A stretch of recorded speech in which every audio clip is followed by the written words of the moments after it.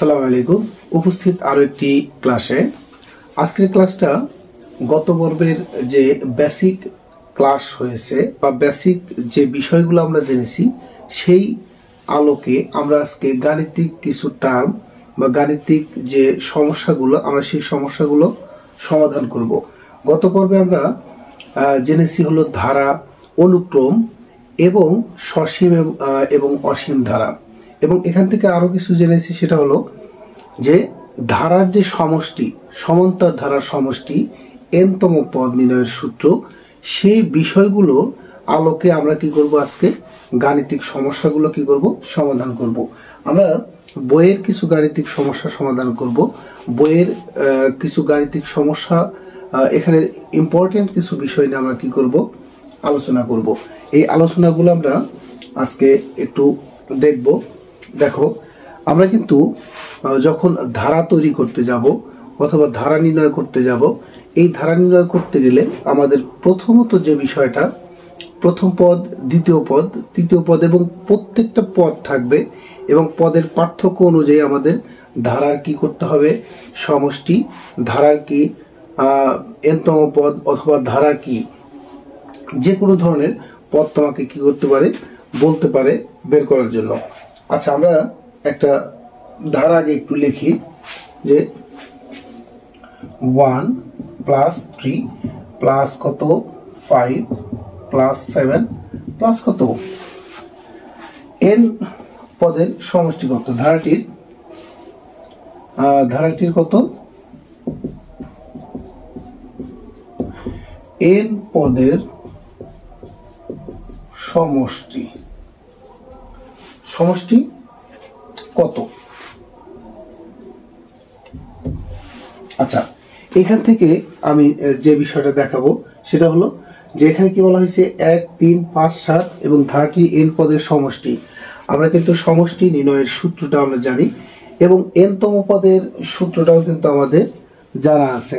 তাহলে ধারাটির n পদের সমষ্টি কত, আমরা প্রথম পদে দেখো, পদের সংখ্যা কয়টা আছে, n সংখ্যক পর্যন্ত পদের সংখ্যা আছে। আমরা n সংখ্যক পর্যন্ত পদের সংখ্যাগুলো নেব। দেখো, এখানে প্রথম পদ কি দেওয়া আছে, আমরা ধরি প্রথম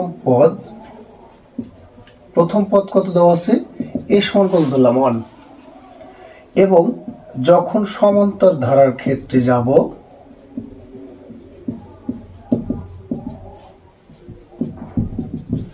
সমান্তর ধারার ক্ষেত্রে যখন যাব তখন পদের পার্থক্যটা হবে কি, দ্বিতীয় পদ বিয়োগ কত প্রথম পদ, আবার তৃতীয় পদ বিয়োগ কত দ্বিতীয় পদ, চতুর্থ পদ বিয়োগ কত তৃতীয় পদ। মানে এই রকমের পার্থক্যগুলো, যদি পদের পার্থক্যগুলো যদি একই রকমের হয় তাহলে আমরা বুঝবো কি এটা একটা কি সমান্তর ধারা।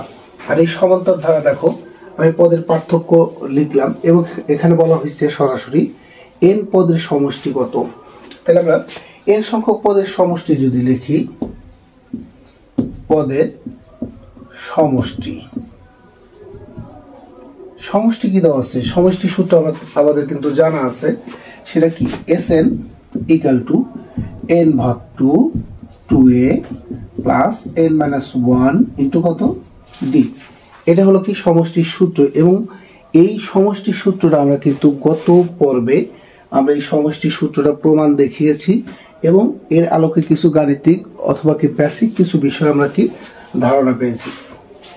এখান থেকে দেখো n ভাগ 2 এর মান কত 1 প্লাস n মাইনাস 1 ইন্টু কত d এর পার্থক্য কত 2। তাহলে n ভাগ 2 প্লাস 2n মাইনাস 2 কত 2 আর 2 কাটলাম, n ভাগ 2 ইন্টু 2n, 2 কাটলাম, বাঁচলো কত n এবং n স্কোয়ার, এটাই অ্যান্সার। তাহলে n সংখ্যক পদের সমষ্টি আমরা পাইছি কত, n স্কোয়ার। এরপরে আমরা আরো কিছু বিষয় জানবো, সেটা হলো যে 11 নম্বর অঙ্কটা। এই 11 নম্বর অঙ্কটা কিন্তু মোস্ট ইম্পর্টেন্ট। 11 নম্বর অঙ্কটাতে আছে, দেখো 5 প্লাস 11 প্লাস কত 17 প্লাস কত 23 প্লাস ডট ডট কত 59 ইকুয়াল টু কত। আমাদের এই রকমের যদি কোনো গাণিতিক অঙ্ক থাকে বা গাণিতিক সমস্যা থাকে, তাহলে সেক্ষেত্রে যদি কত কথাটা উল্লেখ থাকে, কি থাকে, কত কথা, মানে সর্বশেষ কথাটা থাকবে কি কত, অথবা কি দেওয়া থাকবে হট। যদি এরকমের কোনো কথা বা হট দেওয়া থাকে, সেক্ষেত্রে আমরা দুইটা সূত্র ব্যবহার করব। সেটা হলো n-তম পদের সূত্র এবং n-তম পদের সমষ্টির সূত্র। তাইলে আমরা একটু সূত্র গাণিতিক সমস্যাটা লিখে নিই। 11 নাম্বার মূল বইয়ের কত আছে, 5 প্লাস 11 প্লাস কত 17 প্লাস কত 23 প্লাস কত প্লাস 59 ইকুয়াল টু কত। এই যে কথাটা উল্লেখ আছে কত, মানে প্রশ্নবোধক বা প্রশ্ন করা যদি থাকে, তাহলে সেক্ষেত্রে আমরা নিশ্চিত দুইটা সূত্র ব্যবহার করব, n-তম পদের সূত্র ব্যবহার করব এবং n-তম পদের সমষ্টির সূত্র ব্যবহার করব। তাহলে এখান থেকে ধরি প্রথম পদ কত, a সমান কত 5 সাধারণ অন্তর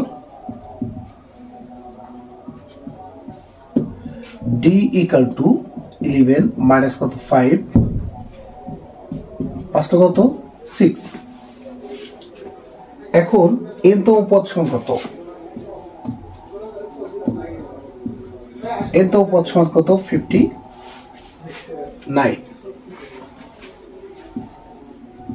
a plus n minus 1 into d equal to কত 59। আমরা এর মান আমরা জানি এবং এখানে কি দেওয়া আছে সাধারণ অন্তর। আমরা কিন্তু পদের পার্থক্যটা পাইছি কত 6 বা 6। তাহলে এর মান কত 5 n minus 1 equal into 6 equal to কত 59। এখন এখান থেকে 5 প্লাস কত 6 গুণ করো 6n মাইনাস 6 ইকুয়াল টু কত 59। মাইনাস 6 থেকে প্লাস 5 বাদ দাও, কত আসলো মাইনাস 1 59 6n মাইনাস 1টা কি, আমরা যখন পক্ষান্তর করব তখন মাইনাস থাকলে প্লাস হবে, প্লাস থাকলে কি হবে মাইনাস হবে, প্লাস 1 বা 6n 60 equal to n equal to কত 66 10, n ইকুয়াল টু কত 10। আমরা n এর মান পাইছি কত 10। আমি কিন্তু আগে বলেছি যে আমরা যখন এই ধরনের কোনো রাশি পাবো তখন সেক্ষেত্রে আমরা কি করব, n-তম পদ এবং n-তম পদের সমষ্টি সূত্র আমরা বসাবো। তাহলে সমষ্টি কি দেওয়া হচ্ছে, সমষ্টি sn বলতে s10 n এর কাছে আমরা কি বসাবো 10 ভাগ কত 2a plus 10 minus 1 equal to কত d ইন্টু কত d, 5 দুগুণে কত 10 5 2 এর মান কত, এর মান কত 5 প্লাস 10 9 d এর মান কত, d এর মান কত 6। তাহলে দেখো তো 5 5 দুগুণে কত 10 4 নং কত 6 নং কত 54 5 10 64 4 5 কত 20 5 6 30 3 2 32। এটা স্যার